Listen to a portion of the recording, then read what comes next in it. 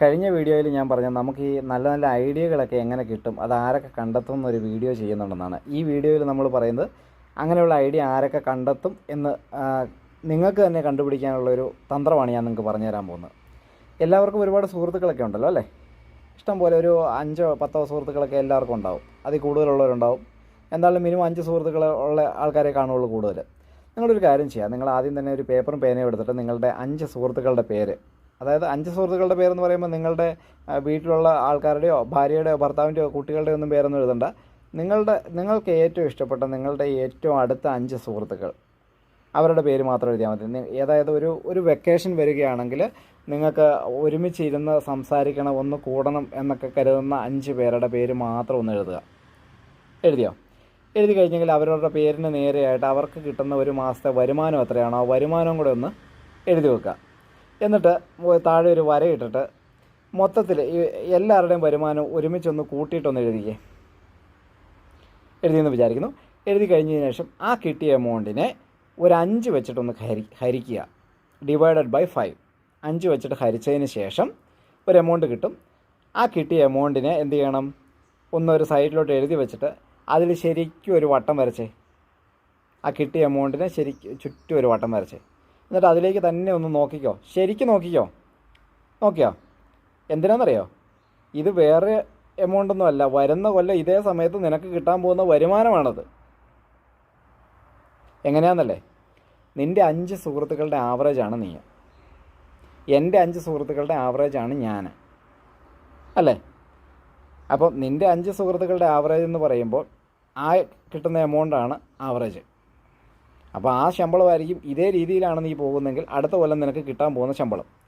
ഇനി ഈ 5 പേരുടെ ശമ്പളം കൂട്ടി എഴുതിയിട്ട് 80,000 താഴെ വന്നിട്ടുള്ളവർ ആരെങ്കിലും ഉണ്ടെങ്കിൽ, 5 പേരുടെ ശമ്പളം കൂട്ടിയപ്പോൾ 80,000 താഴെയാണ് ആർക്കെങ്കിലും വന്നിട്ടുള്ളവർ എങ്കിൽ അവരൊരിക്കലും ഈ വീഡിയോ സ്കിപ്പ് ചെയ്ത് പോകരുത്. കാരണം ഇത് അവരോടാണ് ഞാൻ പറയുന്നത്, നിന്നോടൊക്കെ തന്നെ ഈ പറയുന്നത്, വേറൊന്നും കൊണ്ടല്ല.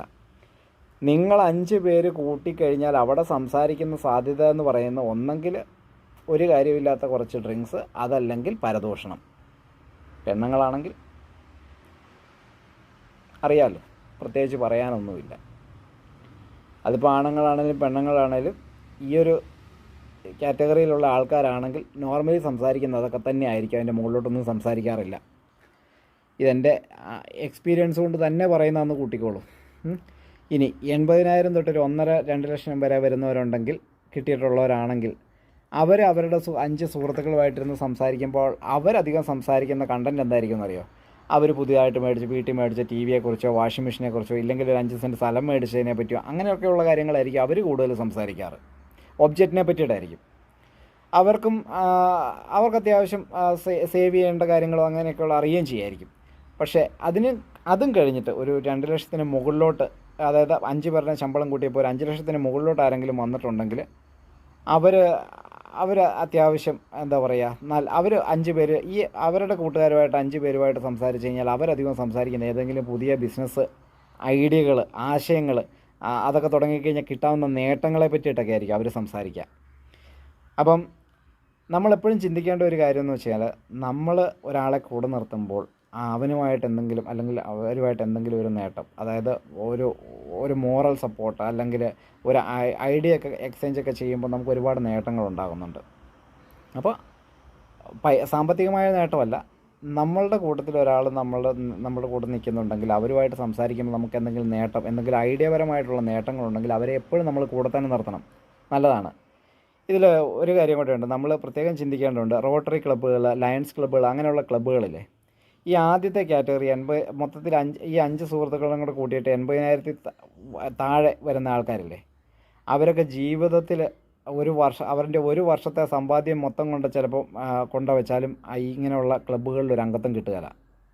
കാരണം അത്രയ്ക്കും വലുതായിരുന്നു അവിടുത്തെ അംഗത്വ ഫീസ് എന്ന് പറയുന്നത്. അതെന്തുകൊണ്ടാണെന്നറിയാം അവർ അത്രയും വലിയ മെമ്പർഷിപ്പ് ഫീസ് വെച്ചേക്കുന്നത്? വേണമെങ്കിൽ അവർക്കൊരു 10,000, 15,000, 8,000, 5,000 ഒക്കെ വെക്കാറുണ്ടല്ലോ. എന്തുകൊണ്ടാണ് അവർ കൂട്ടി വെച്ചേക്കുന്നത്? ഇതേ കാറ്റഗറിയിലുള്ള ആൾക്കാർ അങ്ങോട്ട് ചെന്ന് കയറരുത്.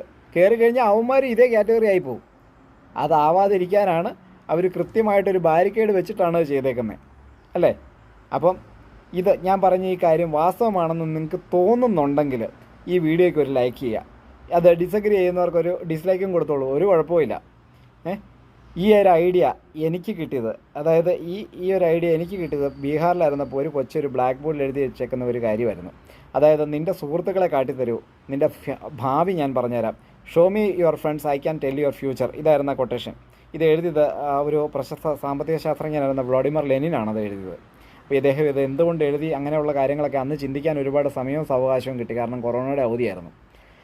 ആ ഒരു പോയിന്റിൽ നിന്ന് എൻ്റെ കമ്പനികളൊക്കെ ഒന്ന് മാറ്റി പിടിച്ച് കഴിഞ്ഞപ്പോൾ പലരിൽ നിന്നും പല ഐഡിയകളും എനിക്ക് കിട്ടാൻ തുടങ്ങി. ആ ഐഡിയകൾ ഉപയോഗിച്ചിട്ട് എനിക്ക് എന്തൊക്കെ ചെയ്യാൻ പറ്റും, ആദ്യം ഫ്രീ ആയിട്ട് എങ്ങനെയൊക്കെ ചെയ്യാം, എന്തൊക്കെ ചെയ്യാം എന്നുള്ള ആലോചിച്ചു. അങ്ങനെയൊക്കെ ആലോചിച്ച് വന്നു കഴിഞ്ഞപ്പോഴത്തേക്ക് ഒരു ഏജൻസി സ്റ്റാർട്ട് ചെയ്തു. അത് വൻ സക്സസ് ആയിരുന്നു. അതിൻ്റെ അകത്ത് ഒരുപാട് നഷ്ടങ്ങൾ എനിക്ക് പേഴ്സണലി സംഭവിച്ചു എങ്കിൽ പോലും, പേഴ്സണലി എനിക്ക് സംഭവിച്ചതൊന്നും എന്നെ സംബന്ധിച്ച് പ്രശ്നങ്ങളൊന്നുമല്ല. കാരണം എനിക്ക് അറിയാം, എനിക്കതിനെപ്പറ്റി അറിവുണ്ട്. അത് സാമ്പത്തികം ഉണ്ടാക്കാൻ അറിയാവുന്നവന് എന്തൊക്കെ നഷ്ടപ്പെട്ടു എന്ന് പറഞ്ഞാലും പോയതൊക്കെ അവന് പുല്ല് പോലെയാണ്, അവൻ തീർച്ചയായിട്ടും ഉണ്ടാക്കും. പക്ഷേ അറിയത്തില്ലാത്തവൻ ചതിയിലൂടെ മാത്രമേ നേടത്തുള്ളൂ, അവന് ചതിയെ അറിയുള്ളായിരിക്കും. അറിയത്തില്ലാത്തവന് ചതിക്കാനേ അറിയുള്ളൂ, അവനൊരിക്കലും നേരെയോ ഉണ്ടാക്കില്ല. ഓക്കെ, അതെന്തോ വാട്ടവർ.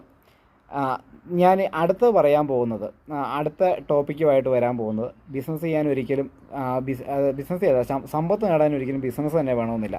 നല്ലൊരു ഹൈ ടാലൻ്റുള്ള എന്തെങ്കിലും ഒരു സ്കില്ല്, ഒരു കഴിവുണ്ടായാൽ മതി. അപ്പോൾ അതിനെക്കുറിച്ചാണ് അടുത്ത ടോപ്പിക്ക് ഞാൻ സംസാരിക്കാൻ പോകുന്നത്. ആ വീഡിയോ മിസ്സാവാതിരിക്കാൻ തീർച്ചയായിട്ടും ഞങ്ങളുടെ ഈ ചാനലൊന്ന് സബ്സ്ക്രൈബ് ചെയ്ത് വെച്ചോളൂ, ഒപ്പം ആ ബെൽ ബട്ടണും കേട്ടോ. Thank you.